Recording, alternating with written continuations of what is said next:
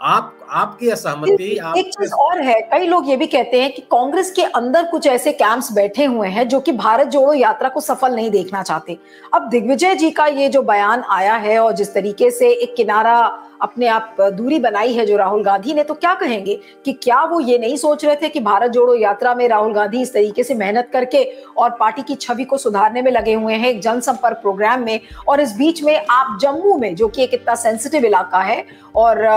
सैन्य ऑपरेशंस वहां पर होते रहते हैं जम्मू कश्मीर में, और इस तरीके का विवादित बयान, तो मुझे नहीं लगता कि बहुत ही अध कच्चे या अध पक्के मन से उन्होंने ये बयान दिया होगा। उनको ये पता होगा कि सोच के वो बयान दे रहे हैं। तो क्या आज कांग्रेस के लिए वाकई में एक मुसीबत बन चुके हैं इस बयान से दिग्विजय?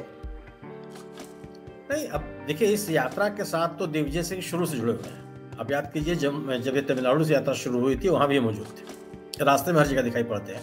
और ये कहा जाता है कि वह व्यवस्थापकों में से एक है। तो यह गलती तो हुई ही है, लेकिन अब ठीक, अगर कांग्रेस पार्टी ने गलती सुधार की कोशिश भी की है, उनके जो मुख्य प्रवक्ता है पार्टी के, उन्होंने भी तत्काल इसका स्पष्टीकरण दिया। राहुल गांधी ने भी अपनी इससे दूरी बना के रखी। और आप याद कीजिए ना, 2016 में ही हमारे ख्याल से सोनिया गांधी ने भी इस तरह के बयान दिए थे कि नहीं, सेना की गतिविधियों के ऊपर कोई बात नहीं होनी चाहिए। तो जो लोग, आप अगर मैंने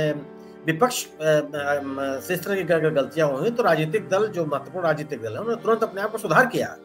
कांग्रेस ने कभी भी इस तरह के बयानों से अपने आप को संबद्ध नहीं किया,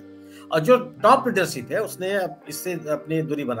ही नहीं बनाई, बल्कि आलोचना की, कहा कि इस तरह के बयान नहीं दिए जाने चाहिए। केवल यह कहकर नहीं पल्ला झाड़ लिया कि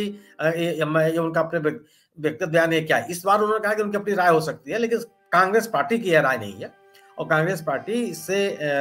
इत्तेफाक नहीं रखती, और सेना के जो भी गतिविधियां हैं उसका पूरा समर्थन करती है। और कांग्रेस ने तो कहा कि हम सेना के साथ हैं और हर मौके पर इसके लिए मौजूद है। तो कांग्रेस का अधिकृत बयान नहीं माना जाना चाहिए। दूसरी चीज की गलतियां हो सकती हैं, मुझे तो नहीं लगता जिस तरह के व्यक्ति दिग्विजय सिंह है, जितना उनका अनुभव है, जिस तरह के परिपक्व राजनेता हैं, तो मैं ये तो नहीं मानता कि जानबूझकर का बयान देंगे, अपनी पार्टी के खिलाफ इस तरह का बयान देंगे, लेकिन बयान तो है ही है।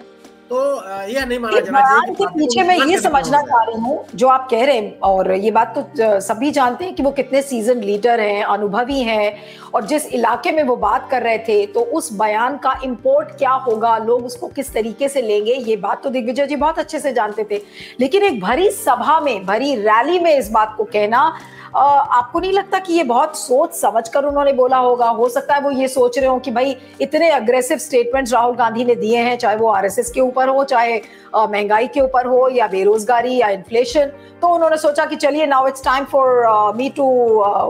Take a step one step forward, और अब उन्होंने आर्मी पे ये बात कह दी। तो ये जो मंशा है, ये समझ में नहीं आती है। नहीं, अब मंशा तो जानना मुश्किल होता है नीरू जी, लेकिन यह है कि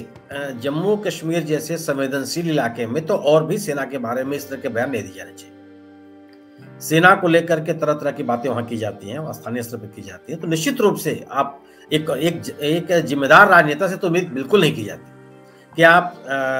सैन्य कार्रवाइयों को लेकर के एक अति संवेदनशील राज्य में आप इस तरह का बयान दें, बल्कि वहां पर जाकर के सेना के प्रति तो इस तरह की बात करनी चाहिए कि अगर किसी के मन में कोई सेना की गतिविधियों को लेकर नाराजगी भी है, तो वो आप उनके समर्थन में खड़े हैं, उनको समझाइए कि सेना कोई ऐसा काम नहीं करती है जो जनता के खिलाफ हो।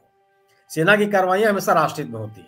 सेना को लेकर किसी के मन में कोई मतभेद पैदा हो, किसी के मन में कोई अविश्वास पैदा हो, अगर हो भी रहा हो, तो आप एक जिम्मेदार नेता के रूप में आपकी जिम्मेदारी बनती है कि इस तरह की किसी बात को आप बढ़ने ही न दें। सेना को कहीं बयान नहीं दिया जाना चाहिए, सेना इस तरह काम भी नहीं करती है।